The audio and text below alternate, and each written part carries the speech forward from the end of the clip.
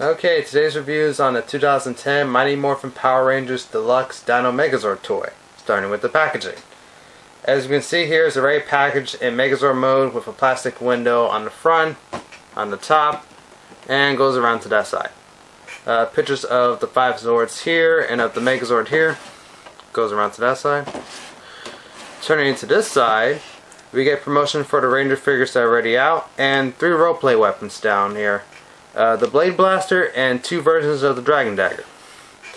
Turning around to the back, we get a picture of the toy itself and the Zords again, next to pictures of their respective Rangers. On the bottom we have promotion for the Zord vehicles and Dino Cycles, which I'll get to later on. Alright, so that's enough about the packaging. Let's get to the toy itself, shall we? Okay, just want to show the Zords right out of the box briefly. This toy does come with an actual sticker set for you to apply stickers to each one of the Zords except for the Mastodon. So just give me a moment, I'll get right to that. Okay, we're going to start with the TRex Sword first. Now for this mold they added a few new changes. These 2 pieces here are the new leg connectors, but they sort of look like odd growths on his knee.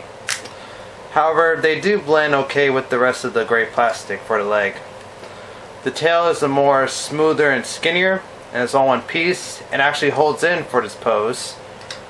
Whereas the original, this piece folds for transformation, and it has to be disconnected to make this pose possible. Alright, other details. The black lining on the top of the head is taken off. However, details for the side panels and for these back panels are on this one, whereas the original, they were just stickers.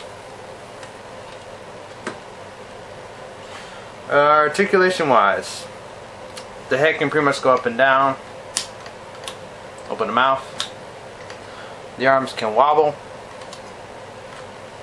the legs can pretty much go out this way. However, for the knees, with the original, you can put the legs all the way out here. But because of the new leg connectors, it only goes up to this point. However, the feet still wobble fine.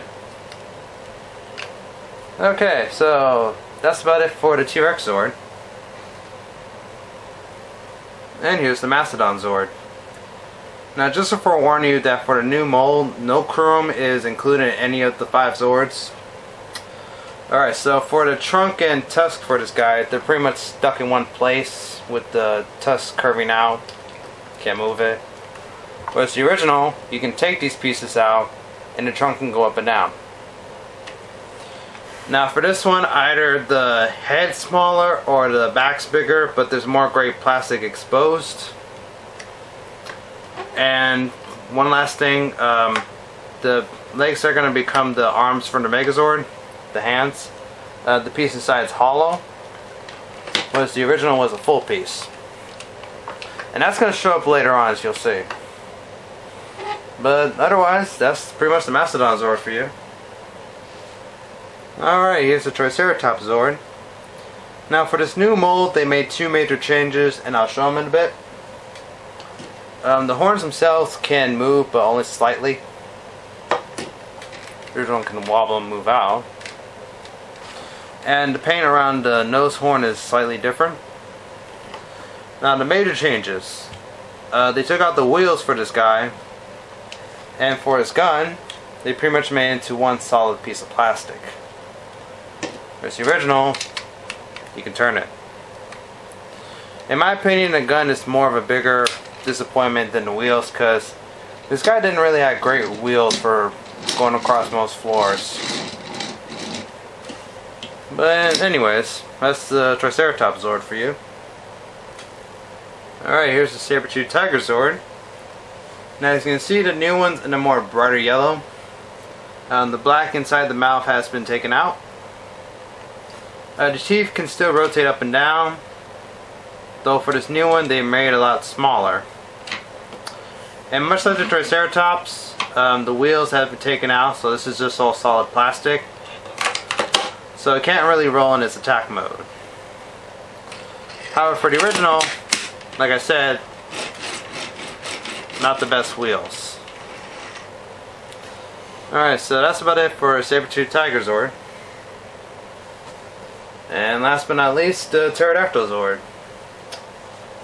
Now, for the new one, they added a new reflective sticker for the front. And the bottom is a little bigger and it has this little hole in the side. Articulation is the same. The head can swivel up and down, bob his head, and the wings can rotate a little bit. Now, just the only major change they made was turning around.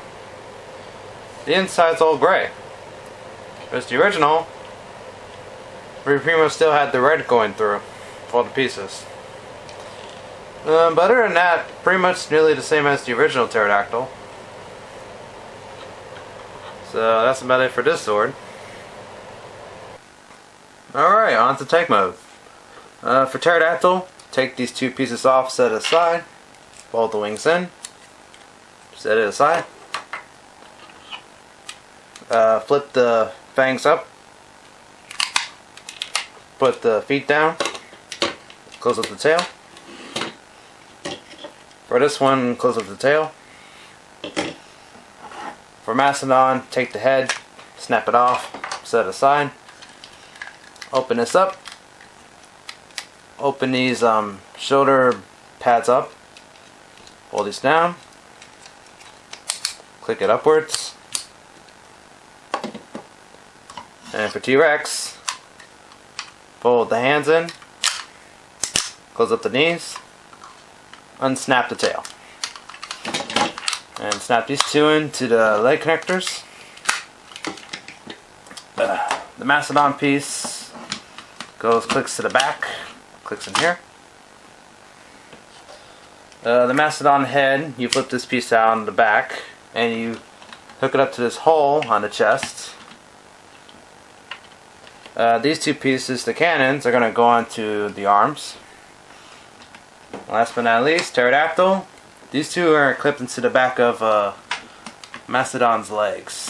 Right there. And there you have tank mode. Alright, there is one more step for tank mode, but I just want to bring in the original just to show the changes they made. Right here. Now in the show, the top part is leaning forward, and to do this on the original toy, there's two buttons on the T-Rex's legs. You press them, get these up first,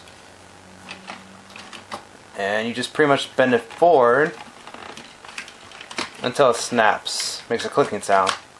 There you go. There you have a tank mode. Now for a new one, since the leg connectors are sticking out, all you do is just bend the legs a little bit. And there you have a show accurate tank mode. Now pretty much three major changes with this. One, because of the Mastodon's hollow legs, it shows up in this mode. There is a way to sort of eliminate it, hide it, but I'll show that in a bit.